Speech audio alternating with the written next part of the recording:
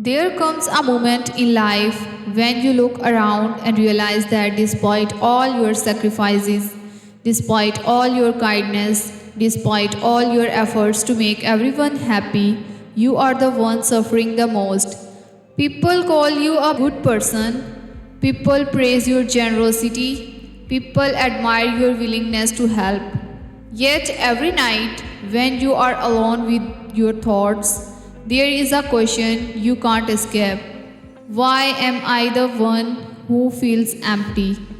Today's story is about a man who spent most of his life trying to please everyone around him. He believed being nice was the key to success. He believed being available for everyone would make people love him. He believed sacrificing himself was the price of being a good person. But one day, he learned a lesson that changed everything. And perhaps it will change your life too. This is the story of Ethan. Ethan grew up in a small town where everyone knew each other. His parents taught him to be polite, respectful, and helpful. Whenever someone asked for help, Ethan was the first one to volunteer. If a classmate forgot homework, Ethan would lend his notes. If someone needed lunch money, Ethan would share his food. If a friend got into trouble, Ethan would defend them. People loved him, teachers praised him, neighbors admired him, and little Ethan felt proud. He thought kindness was the secret to being valued. What he didn't realize was that he was slowly learning a dangerous habit. He was learning that other people's happiness mattered more than his own.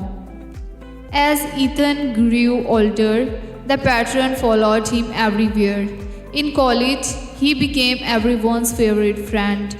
Need help with an assignment? Called Ethan. Need a ride somewhere? Call Ethan.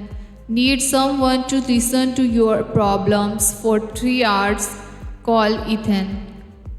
The strange thing was that when Ethan needed help, very few people were available, but he ignored it. He told himself that good people don't keep score, so he kept giving and giving and giving. Without realizing, he was slowly draining himself. After graduation, Ethan got a job at a large company. He was excited. This was his chance to build a future. From the very first day, he worked harder than everyone else. Whenever extra work appeared, Ethan accepted it. Whenever someone missed a deadline, Ethan fixed it. Whenever the boss needed volunteers, Ethan raised his hand. His co-workers quickly noticed and they took advantage of it. They knew Ethan would never refuse, so they gave him more work, more responsibilities, more pressure, more stress.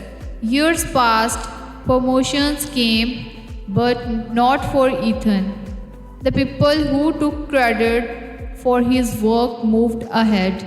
The people who knew how to speak up got rewarded.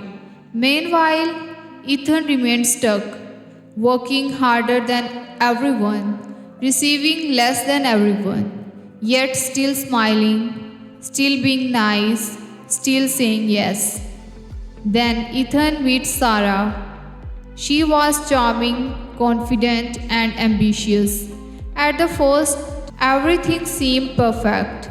Ethan loved making her happy.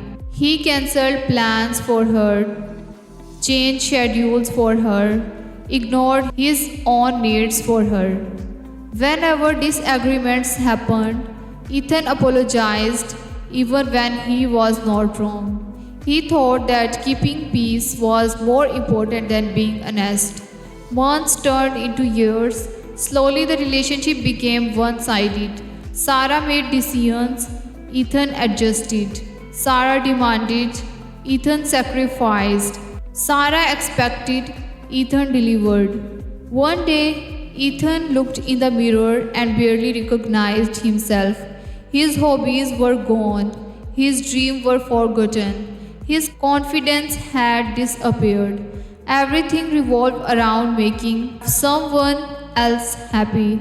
And for the first time, he wondered, when did I stop living my own life? The breaking point came on Ethan's 35th birthday. He had spent weeks planning a small celebration. Nothing extravagant, just dinner with close friends and family. The day arrived. One by one, people cancelled. Some forgot, others claimed they were too busy. Even the people Ethan had sacrificed countless hours helping couldn't make time for him. That night, he sat alone in a restaurant, one empty chair, then another. Eventually, the waiter approached. Sir, should I clear the extra tables? Ethan looked around. Every seat was empty. At that moment, something inside him shattered. Not because people didn't show up, but because he finally realized a painful truth. He had spent years making everyone a priority while making himself an option. After leaving the restaurant, Ethan wandered through the city. Rain fell softly. The streets were nearly empty. He eventually entered a small cafe. An elderly man sat alone reading a book. The man noticed Ethan's expression. You look like someone carrying a heavy burden. Ethan laughed bitterly. You should say that. The old man closed his book. Tell me, how many times today did you say yes when you wanted to say no? The question stunned Ethan. The stranger continued. Most people don't suffer because they are bad. They suffer because they are afraid. Afraid of disappointing people. Afraid of conflict. Afraid of rejection. Then he said something Ethan would never forget. Being kind is a strength. Being unavailable to say no is weakness. Those words echoed in Ethan's mind. For the first time, someone had exposed the truth he had been avoiding. He was not helping people because he wanted to. Many times he helped because he was afraid not to. A few days later, Ethan received a call from a co-worker. Can you finish my presentation? I forgot to prepare it. Normally, Ethan would agree instantly, but this time he paused. His heart raced. Fear filled his chest. Then he said it. No. Silence. The co-worker sounded shocked. Why not? Because it's your responsibility. Another silence. Then the co-worker simply said, okay. The conversation ended. The world didn't collapse. Nobody hated him. Nothing terrible happened. For the first time in years, Ethan felt free. But freedom came with consequences. As Ethan started setting boundaries, some people became angry. Friends complained. Co-workers criticized him. Certain relatives called him selfish. One friend even said, "You have changed." And Ethan realized something important. He had changed, but not in a bad way. For first time, he was treating himself with the same respect he gave everyone else. The people who truly cared about him respected his boundaries. The people who only benefited from his kindness became upset. That difference revealed who genuinely belonged in his life. Months passed. Ethan began investing time in himself. He returned to old hobbies, started exercising, read books, learn new skills, spend time alone without feeling guilty. The energy he once wasted chasing approval now fueled personal growth. His confidence increased, his stress decreased, his happiness returned. For the first time since childhood, he felt alive, not because everyone liked him, but because he finally liked himself. One evening, Ethan sat on a park bench watching the sunset. The same city, the same people, the same life, yet everything felt different. He finally understood a truth that many people spend their entire lives avoiding. No matter how kind you are, some people will dislike you. No matter how much you sacrifice, some people will never appreciate you. No matter how much you give, some people will always want more. Trying to make everyone happy is impossible.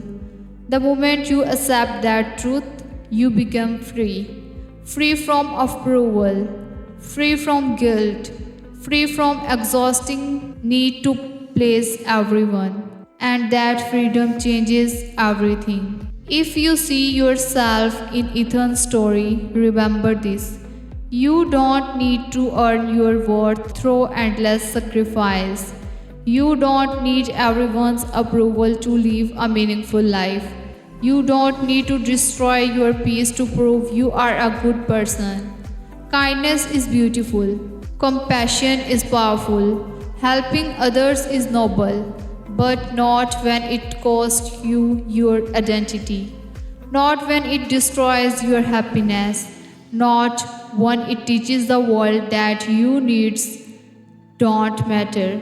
The strongest people are not those who say yes to everything. The strongest people are those who know when to say no.